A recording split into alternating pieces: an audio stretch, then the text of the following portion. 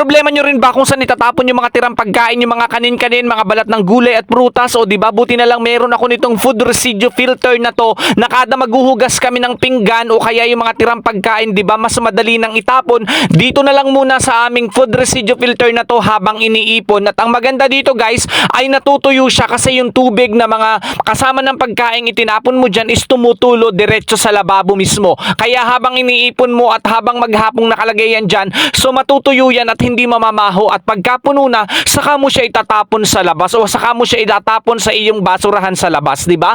Mas maganda kasi tuyo na bago mo pa itapon. Mas malinis, mas maayos tingnan. Napakamura lang nito guys, sa halagang 35 pesos meron ka ng ganitong food residue filter na makakatulong sa iyong kusina, sa iyong lababo para hindi magbara ang lababo mo. Kasi kapag naghuhugas tayo ng mga pinggan, pinagkainan, hindi may iwasan may mga tirang pagkain, may mga tirang kanin, mumo o kaya ay yung mga balat ng prutas na mga sibuyas at kung ano-ano pa, di ba? So napakaganda lang nito guys at sobrang mura sa halagang 35 pesos. Sulit na sulit kayo. Magiging maayos na yung iyong kusina kaya i-check out mo na.